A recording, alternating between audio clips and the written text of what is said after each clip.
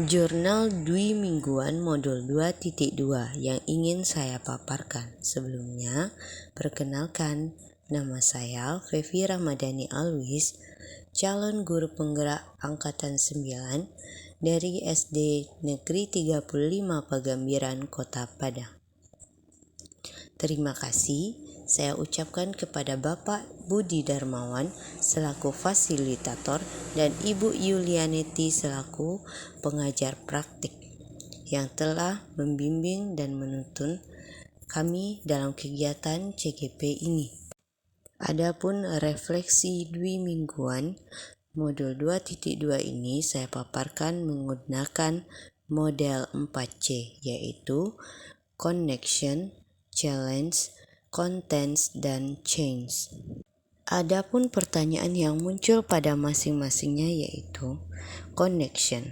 Apa keterkaitan materi yang didapat dengan peran Anda sebagai calon guru penggerak?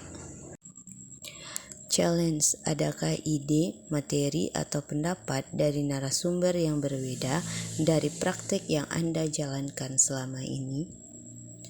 Konsep, ceritakan konsep-konsep utama yang Anda pelajari dan menurut Anda penting untuk terus dibawa selama menjadi calon guru penggerak atau bahkan setelah menjadi guru penggerak. Change, apa perubahan dalam diri Anda yang ingin Anda lakukan setelah mendapatkan materi pada modul hari ini? Connection. Pada modul 2.2 ini, saya mempelajari tentang pembelajaran sosial dan emosional, yakni pembelajaran yang dilakukan secara kolaboratif oleh seluruh komunitas sekolah, yang memungkinkan anak dan orang dewasa di sekolah memperoleh dan menerapkan pengetahuan, keterampilan, dan sikap positif mengenai aspek sosial dan emosional, di mana materi ini sangat erat kaitannya dengan peran saya sebagai guru penggerak. Dalam modul ini saya dikenalkan tentang 5 kompetensi sosial dan emosional atau KSE dan bagaimana implementasinya dalam pembelajaran. Kesadaran penuh atau mindfulness dan kesejahteraan psikologis atau well-being. Materi dalam modul ini sangat mendukung peran saya sebagai guru penggerak karena ketika saya memiliki kompetensi sosial dan emosional yang baik, saya akan lebih efektif dan cenderung lebih merasa tangguh dan merasa nyaman di kelas karena dapat bekerja lebih baik dengan murid. Dengan mengimplementasikan pembelajaran sosial dan emosional, saya juga akan mampu menciptakan lingkungan belajar yang tepat serta terkoordinir untuk meningkatkan dan pembelajaran akademik, sosial, dan emosional semua murid.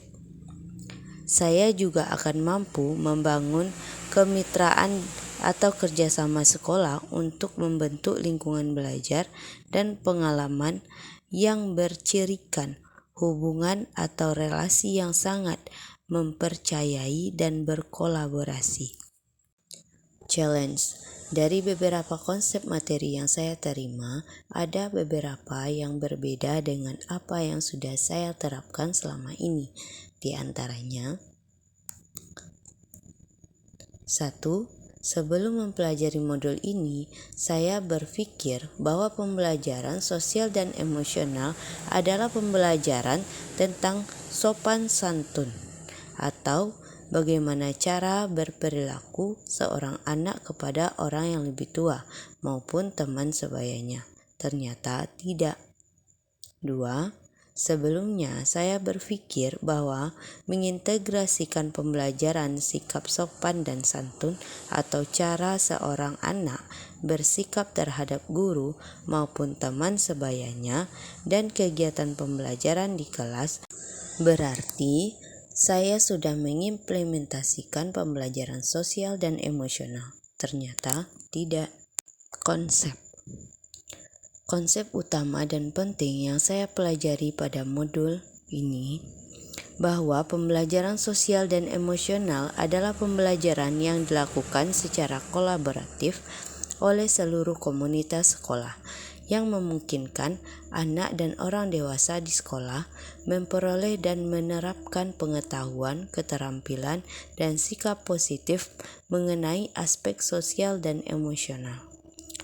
Pembelajaran sosial dan emosional ini bertujuan untuk 1. Memahami, menghayati, dan mengelola emosi atau kesadaran diri. 2. Menetapkan dan mencapai tujuan positif atau pengelolaan diri. 3. Merasakan dan menunjukkan empati kepada orang lain atau kesadaran sosial. 4. Membangun dan mempertahankan hubungan yang positif atau keterampilan berelasi. 5. Membuat keputusan yang bertanggung jawab atau pengambilan keputusan yang bertanggung jawab. Pembelajaran sosial dan emosional ini dapat dicapai dengan cara 1. Penciptaan lingkungan belajar yang tepat serta terkoordinir untuk meningkatkan pembelajaran akademik, sosial, dan emosional semua murid.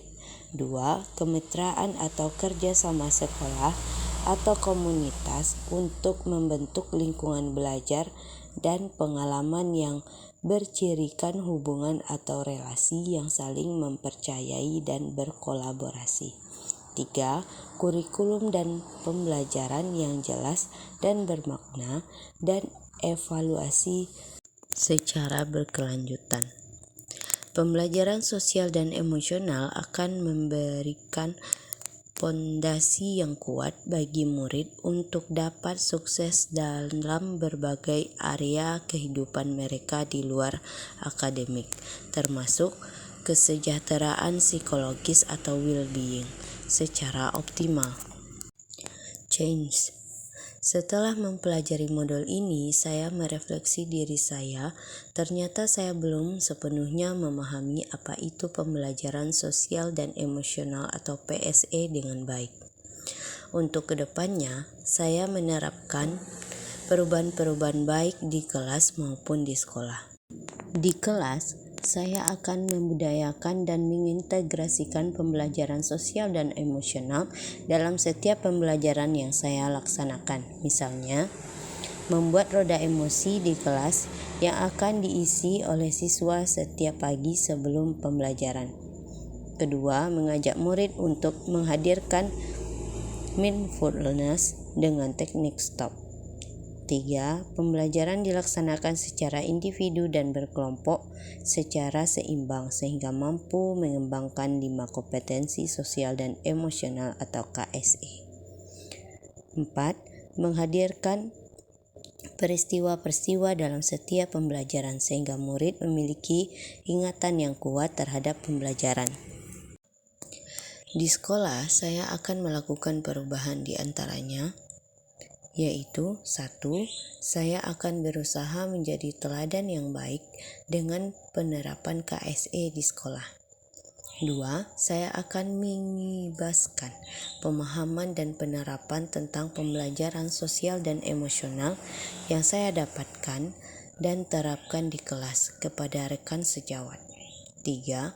Saya juga akan berkolaborasi dengan teman sejawat dalam penerapan dan pembudayaan kompetensi sosial dan emosional di sekolah.